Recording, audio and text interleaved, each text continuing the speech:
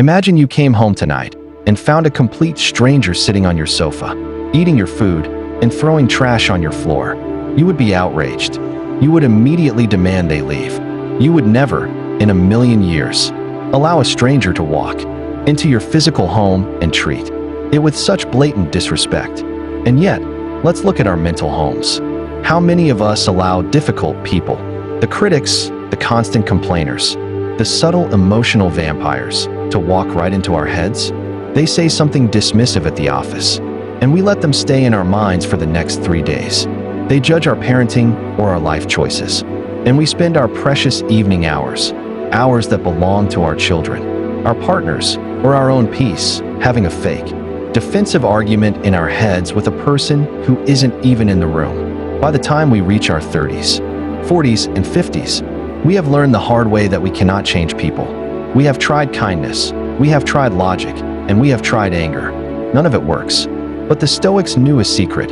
You don't have to change them. You just have to change the locks on your mental doors. Today, we are mastering the art of being untouchable. I'm going to share 5 deep Stoic strategies to handle difficult people so that their internal chaos never becomes your own. If you're ready to reclaim your sovereignty from the people who don't deserve it, let's begin. Step 1. The Gray Rock Protocol, the mastery of indifference. Difficult people, especially those who thrive on drama, narcissism, or control, feed on your reaction. They don't just want to win. They want to see you bleed. They want to see you get angry, get defensive, or get hurt. Your emotional heat is their fuel. It confirms to them that they have power over you.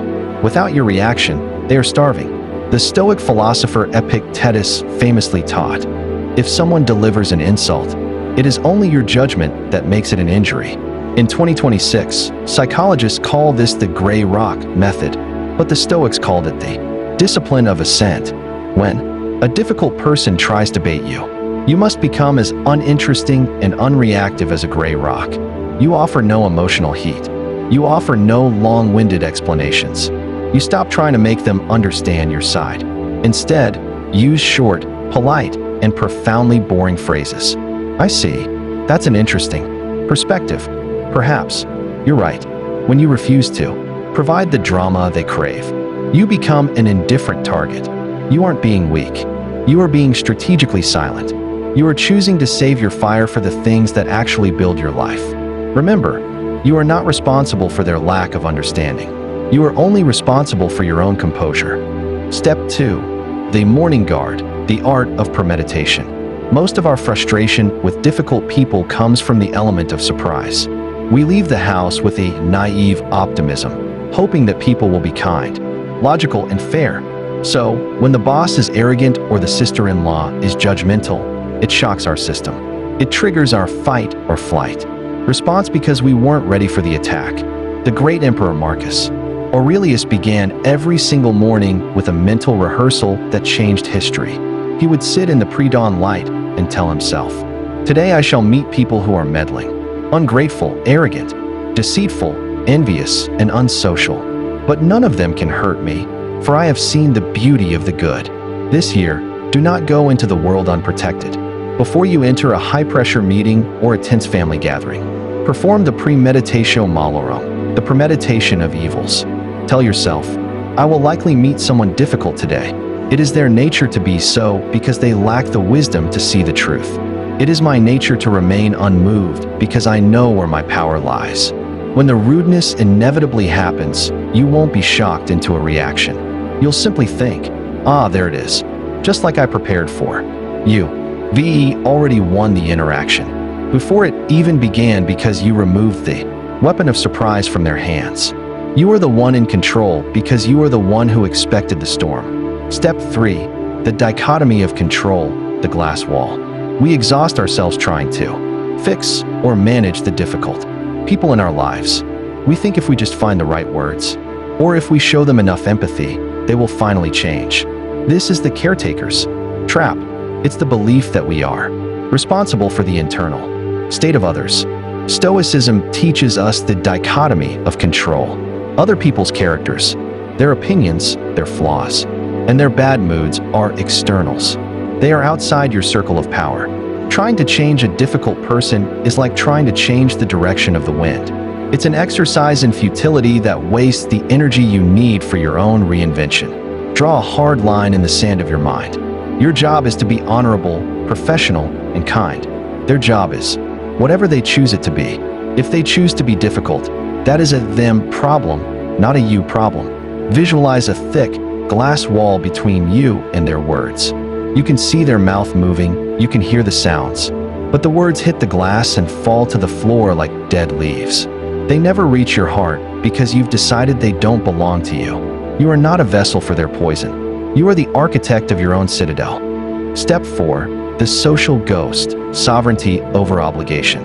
In our 30s and 40s, we often feel a false sense of obligation to keep difficult people in our inner circle. We think we owe them our time or our presence because of history, or because they are family, or because we've known them since college. But the Stoics valued the soul above all else. If someone is a constant source of toxicity, your primary duty is not to them. It is to the protection of your inner citadel. Practice the art of the social ghost. You don't need a big, dramatic confrontation. You don't need to cancel them publicly or write a long letter explaining why you're leaving. Those things just invite more drama. Instead, just quietly, politely, and firmly withdraw your energy. Spend less time. Respond to messages slower. Share less of your personal dreams and vulnerabilities. You aren't ghosting out of spite. You are choosing the company that helps you grow. As Seneca said, associate with those who will. Make a better man of you. Your time is the only thing you can never get back. Stop giving it to people who treat it like trash. Step 5. The view from above, perspective over panic. When a difficult person is right in your face, maybe they're shouting, maybe they're lying, or maybe they're being passive-aggressive, the problem feels massive. It fills your entire field of vision. Your heart races, your palms sweat, and you feel like this one interaction is the most important thing in the universe. This is the noise. The Stoics used a technique called the view from above to shrink the problem back down to its true, tiny size. In the heat of the moment, when you feel that surge of panic or anger, mentally zoom out. Imagine looking at yourself from the ceiling of the room. Then, zoom out further, looking at your city from the clouds. Then, see the entire Earth as a pale blue dot spinning in the vast, silent, indifferent cosmos. Think of the billions of humans who have lived through billions of difficult interactions over the last 10,000 years. In the grand tapestry of time, this person's rudeness or their opinion of you is an insignificant speck. It has no power to change the orbit of the Earth.